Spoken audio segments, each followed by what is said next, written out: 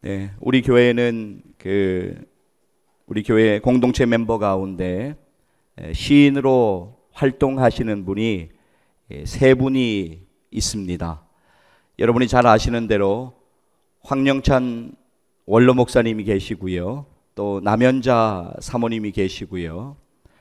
그리고 1995년도에 시문학으로 등단하시고 2015년이죠.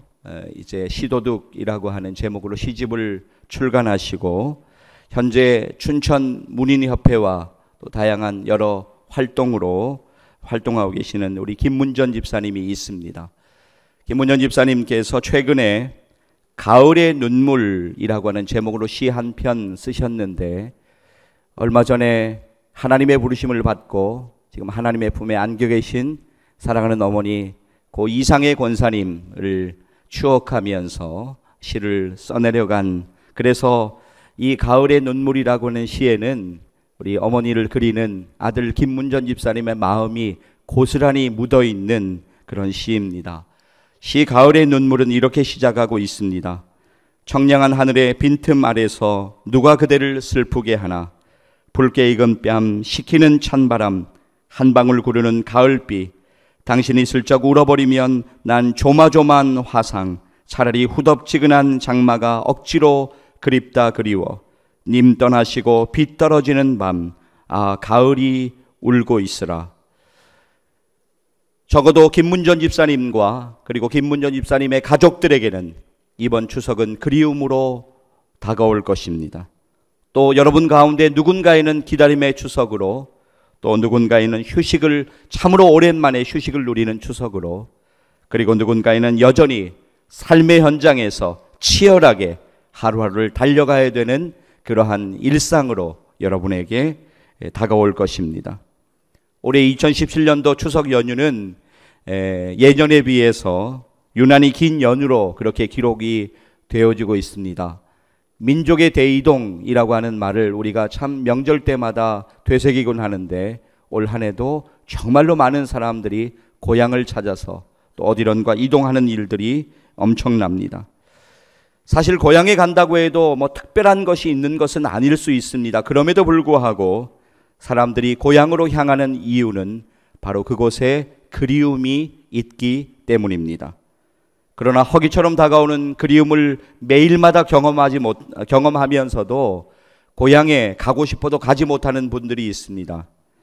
바로 38선 너머에 고향을 두고 계신, 북한의 고향을 두고 계신 실향민 분들이 그렇습니다. 우리 교회에도 실향민 분들이 계시는데, 그래도 가까이 간다고 하는 것이 뭐 판문점이나 아니면 임진각 정도에 가서 멀리서 아주 흐릿하게 보이는 고향 땅을 바라보는 것, 그것이 아마 전부일 것입니다. 이번 추석 그리운 고향 땅, 북한에 고향을 두신 우리 실향민들 위해, 우리 사랑하는 지체들 위해 하나님의 크신 위로하심과 격려하심이 있기를 주님의 이름으로 간절히 축복합니다. 그리고 이번에 가족을 만나셔서 참 좋은 만남의 시간을 가지시고, 또 그러한 분들도 있겠지만 여러 가지 사정으로 고향을 방문하지 못하고, 또 이번에 여러 사정으로 가족들과 만나시지 못하는 여러 사랑하는 지체들 가운데에도 하나님께서 위로의 은혜로 또 격려하시는 은혜로 함께 하셔서 이번 추석 연휴 외롭지 아니하고 날마다 하나님의 은혜를 경험하시는 여러분 되시기를 또한 주님의 이름으로 간절히 축복합니다. 여러분, 연어라고 하는 물고기를 아실 거예요. 연어라고 하는 물고기는 아주 귀소 본능이 아주 엄청나게 강한 물고기입니다. 그래서 아주 어린 치어의 모습으로 바다로 향하게 되는데, 몇 년이 지나고 나면 자기가 원래 태어났던 그곳으로 돌아와서 알을 낳고 그렇게 자기의 생명을 다하는 연어, 참 귀소 본능이 너무나도 강한 그런 물고기시요. 그런데 연어의 그 돌아옴의 일들이 너무나 참 기적적인 일들이에요. 그 신비한 현상을 우리가 다, 어떤 과학자도 그것을 다 설명할 수 없다고 합니다.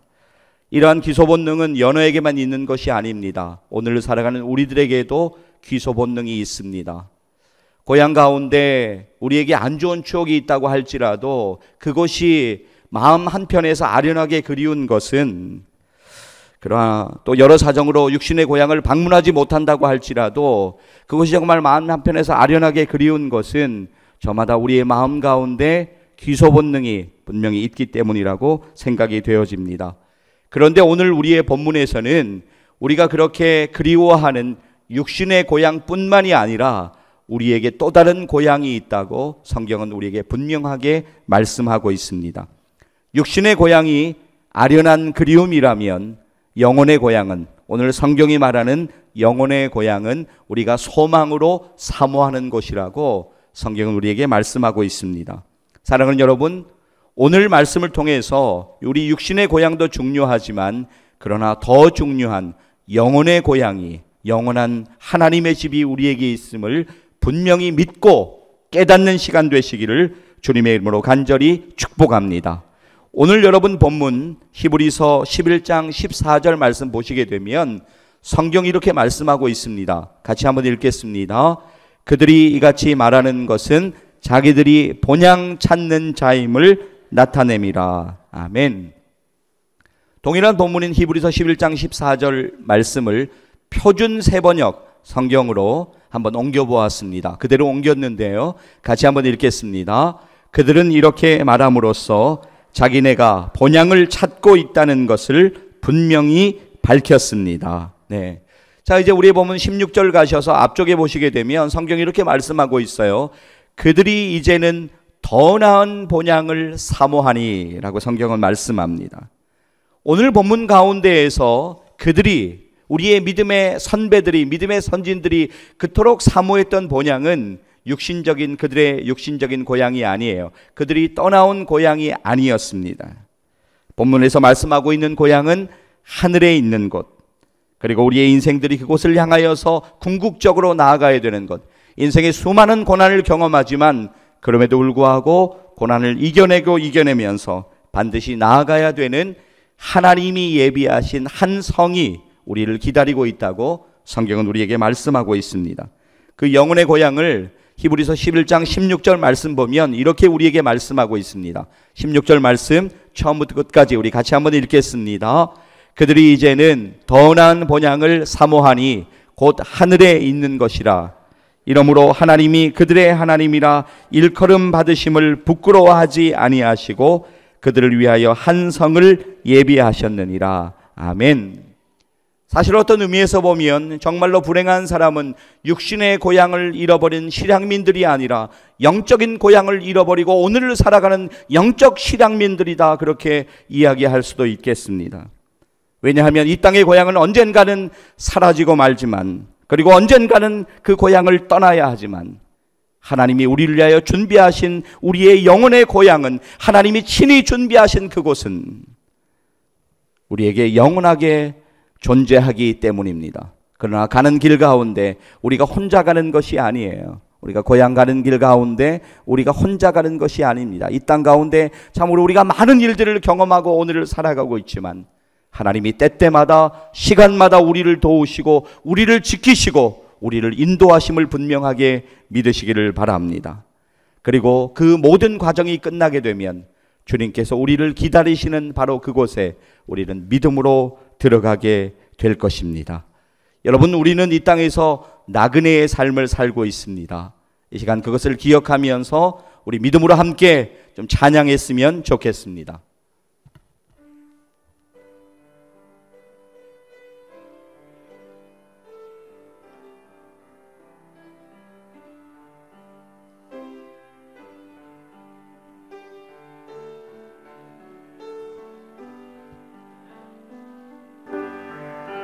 저 멀리 외는 나의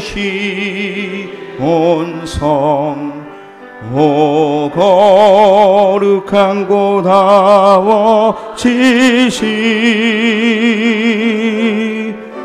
내 사모하는 집에 가고자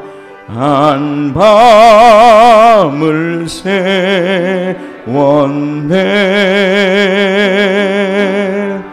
저 망한 바 위에 이 몸이 상할지라도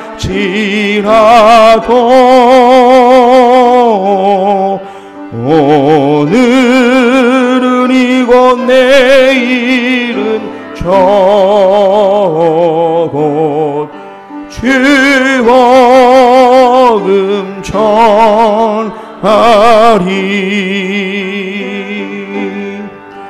아득한 나의 갈 길 다가고 저 동산에서 편히 쉴 때 내 고생하는 모든 일들을 주께서 아시리. 빈들이나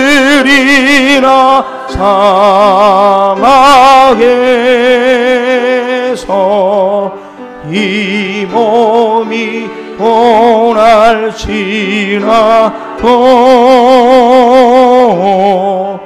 오내 주 예수 날 사랑하사 날 지켜 주시리.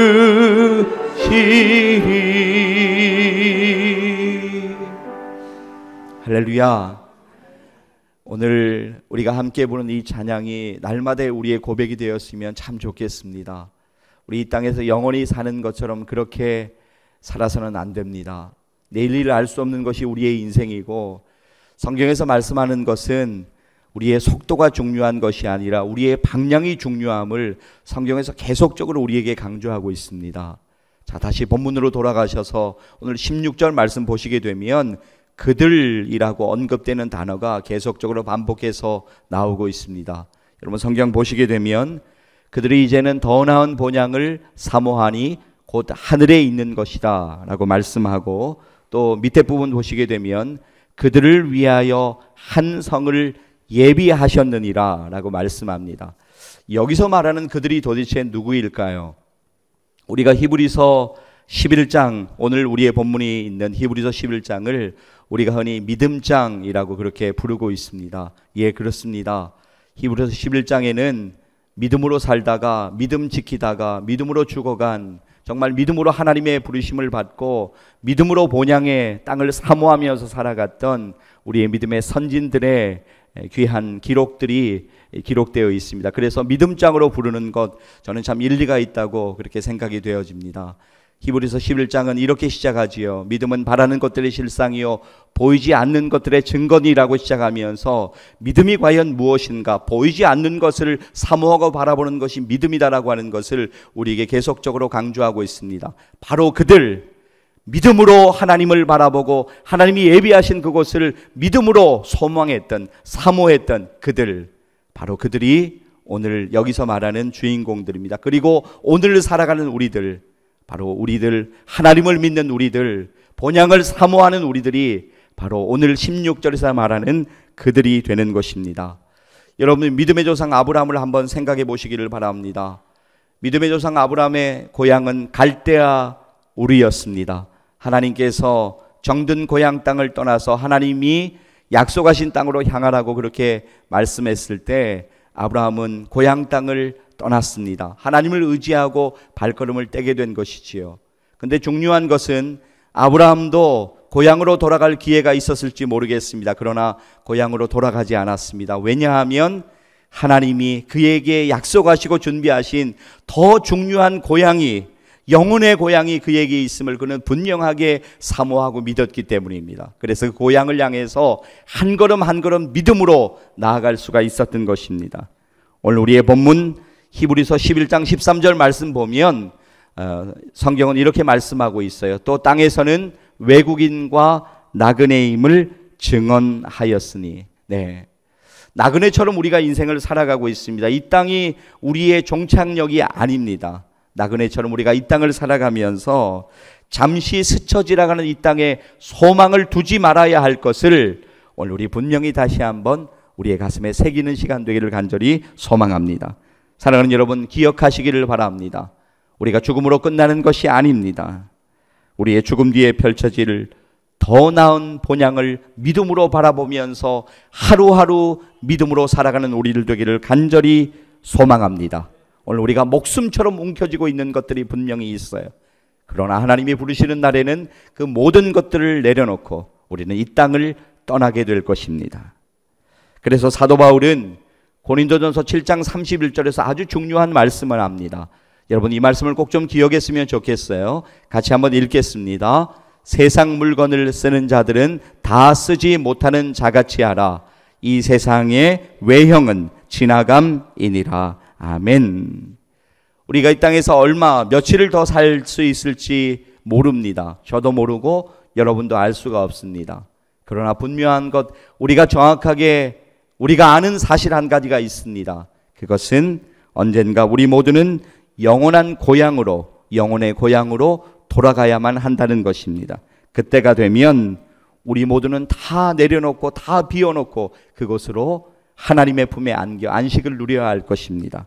자, 이러한 놀라운 사실을 믿는다면 우리도 다윗처럼 고백을 할 수가 있는 것이죠. 시편에서 다윗이 했던 고백을 우리 같이 한번 믿음으로 같이 읽도록 하겠습니다. 주여, 이제 내가 무엇을 바라리요? 나의 소망은 주께 있나이다. 아멘. 여러분, 고린도 후서 4장 17절에 보면 사도 바울의 고백이 나오고 있는데요, 우리 같이 한번 읽기를 원합니다. 같이 한번 읽겠습니다. 우리가 잠시 받는 환난에 경한 것이 지극히 크고 영원한 영광에 중한 것을 우리에게 이루게 함이니 우리가 주목하는 것은 보이는 것이 아니요 보이지 않는 것이니 보이는 것은 잠깐이요 보이지 않는 것은 영원함이라. 아멘. 여러분, 보이는 세상은 정말로 잠깐입니다. 정말로 잠깐입니다. 보이지 않는 영원한 은혜, 보이지 않는 영원한 소망, 보이지 않는 영원한 하나님의 나라를 사모하는 우리 모두 되기를 간절히 소망합니다. 사도 바울이 로마서 8장 18절에서 고백했던 믿음의 고백을 기억하십니까? 생각하건대 현재의 고난은 장차 우리에게 나타날 영광과 비교할 수 없도다 라고 그렇게 그는 고백하고 있습니다. 이 고백이 우리 모두의 고백되었으면 정말로 좋겠습니다. 오늘 우리는 여러 가지 고난을 분명히 경험하고 있는 것 맞습니다. 오늘 여전히 우리는 고난을 안고 주님 앞에 나와 예배드리고 있습니다. 그러나 이 또한 지나갈 것입니다. 이 고난은 영원하지 않을 것입니다. 하나님의 은혜가 우리가 겪는 이 고난보다 비교할 수 없을 정도로, 하나님의 영광이 우리가 겪는 이 어려움보다 비교할 수 없을 정도로 큰 것을 여러분 분명하게 기억하는 주일 되시기를 간절히 소망합니다. 제가 앞쪽에 연어 이야기 잠깐 드렸습니다. 연어는 참 기소 본능이 엄청나게 강한 물고기라고, 참 특별한 그런 사연을 가지고 살아가는 그런 물고기입니다. 매년 9월에서 한 11월 사이 정도가 되면 연어는 바다로 나가 있다가 한 5년 정도가 지나게 되면 자기가 원래 살던 모천으로 돌아오게 됩니다. 연어가 자기가 태어난 모천으로 돌아오기까지 참으로 많은 어려움들을 경험합니다. 5년 전에 연약한 어린 연어의 몸으로 상류에서 폭포로 뛰어내렸고 바다라는 커다란 세상 속으로 거침없이 헤엄쳐 갔습니다.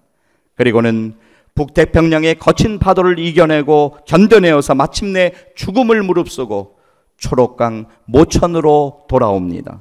강물을 거슬러 힘차게 오르는 연어의 떼를 여러분 보신 적이 있습니까? 그러다가 물술이라도 만나는 날에는 힘겨운 생애 사투를 벌여야만 합니다. 날카로운 발톱으로 달려드는 물수리뿐만이 아니라 모천으로 돌아가는 길에는 수많은 장애와 어려움들이 연어를 기다리고 있습니다. 드디어 수많은 어려움을 뛰어넘고 새로운 생명을 남기는 사명을 다하는 연어. 저는 연어를 기억하면서 오늘 우리의 삶을 한번 기억해 보았습니다. 오늘 우리의 삶에도 연어가 모천으로 돌아가기까지 많은 어려움과 많은 고난을 경험하는 것처럼 오늘도 우리는 그러한 어려움과 고난의 인생을 분명히 살고 있는 것은 맞습니다. 때로 배신을 당하기도 하고, 때로 억울함을 당하기도 하고, 때로 실망감에 휩싸이기도 하고, 때로 이유를 알지 못하는 삶의 위기를 경험하고 때로 눈물 나는 우리의 인생. 그러나 이것이 나만이 겪는 고난이 아니라는 것을 오늘 분명하게 기억하셨으면 좋겠습니다. 우리보다 앞서간 믿음의 선배들도, 믿음의 선지들도 이 같은 고난을 겪고 이 땅을 살아갔습니다. 아브라함도 그랬습니다. 이삭도 그랬습니다. 야곱도 그랬습니다. 요셉도 그랬습니다. 모세도 그러했습니다. 그러나 그들에게는 누구도 빼앗을 수 없고 누구도 꺾을 수 없는 소망이 있었습니다. 그 소망으로 그들은 믿음을 지키며 견딜 수가 있었던 것입니다. 그 소망 때문에 그들은 이 땅에서 겪었던 수많은 시련과 고난을 이겨내고 하나님의 품으로 달려갈 수가 있었던 것입니다. 자, 오늘 우리의 본문 히브리서 11장 15절 말씀 다시 한번 보시게 되면 같이 다시 한번 읽을게요. 그들이 나온 바 본향을 생각하였더라면 돌아갈 기회가 있었으려니와. 네. 사실 믿음의 선진들도 나그네 생활을 하면서 많이 힘듦을 경험했습니다. 그러면서 아마 고향에 돌아가고 싶은, 그곳 떠나온 그곳으로 돌아가고 싶은 그런 충동도 생겼을 것입니다.